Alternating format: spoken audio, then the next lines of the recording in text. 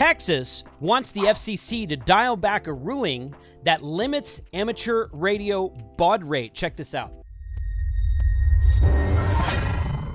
This is a news article that I found just this month in July of 2023. And check this out. You're going to want to listen to this. Texas wants the FCC rule limiting amateur radio dialed back. Now, amateur radio what? What do they want? I'm going to tell you. Here's what the article says. The Texas Department of Public Safety, which is the Texas DPS, Department of Public Safety, that's our Department of Transportation.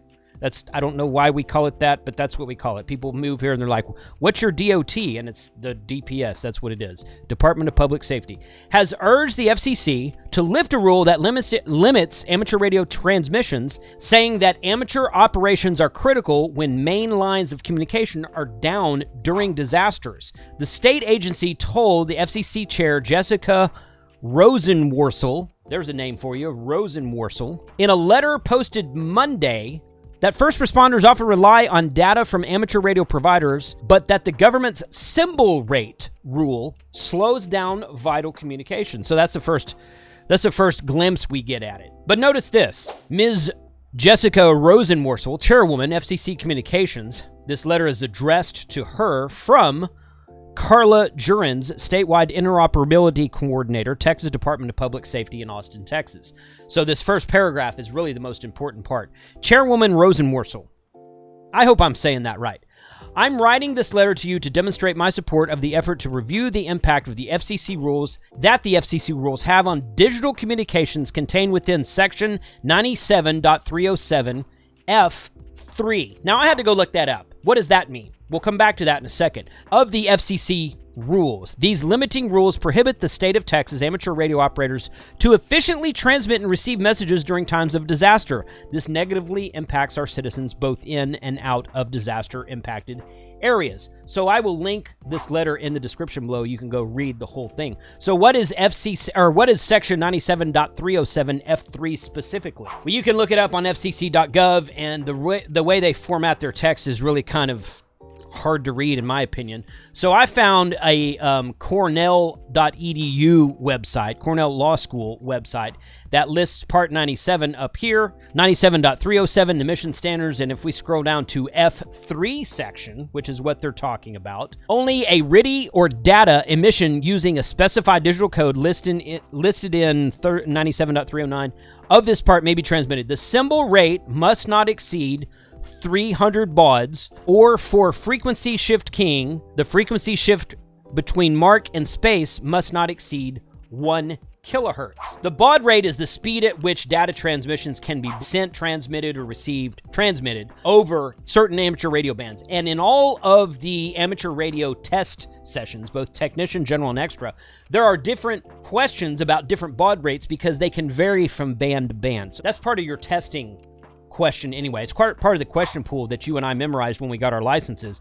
I don't remember what it was exactly. It's not something I often use in real practice of daily use of amateur radio, so I don't have all the baud rates memorized. But generally speaking, the equipment that you purchase, the legal equipment that you purchase for sending RTTY transmissions or FT8 or WSJTX or something like, JT65, JS8 call, these kinds of things. The software and computer systems and even if you put your radio into data mode is already preset for these baud rates. So sometimes you can change that through hacks and whatnot, but generally speaking, this is something that's preset. We don't really have to go set it ourselves for most of the time. If you want to know more about those test questions, you should download a free app on your phone, on your smartphone, iOS or Android, called Ham Radio Prep. Ham Radio Prep is sponsoring this video, and they offer a free app that will let you study for technician, general, and extra. You can download it and start it today. You can take quizzes, you can take practice tests,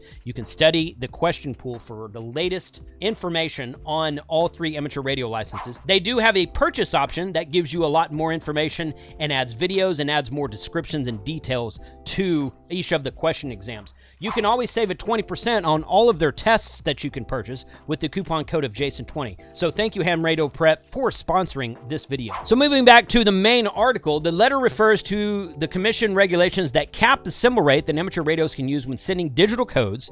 For years, amateur radio advocates have pressed the FCC to delete the limits in this amateur service rules.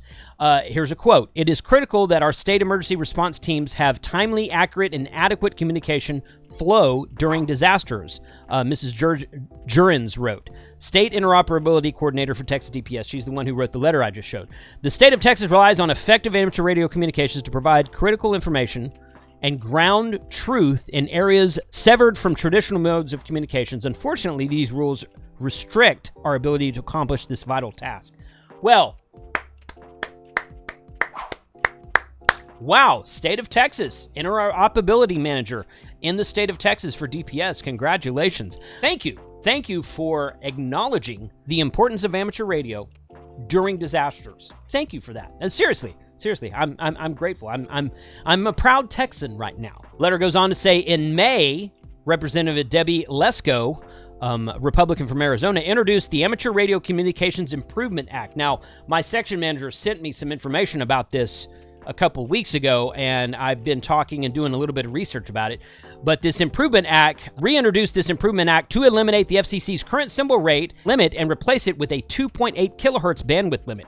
In a statement at the time, Lesko's office said the bill would bring regulations up to speed with modern technological advances in amateur radio. Increased amounts of data can be put on the spectrum due to advances in modern technology, so there is little need for the FCC to place limits on symbol rates. These symbol rates were put into place years ago when technology was different, when narrowband wasn't really much of a thing, and when other types of communications weren't out. These types of digital communications we have today were not available. So there you go. And this was a Texas article that I found. But you're going to see more on this later, because the ARRL is working on a similar effort right now. ARRL has kind of pushed this for a long time, but there's this new bill that's introduced that I just mentioned, and they want to completely eliminate this altogether, or at least get the baud rates increased from 300 baud to something else. I don't know exactly what the latest bill that was introduced says.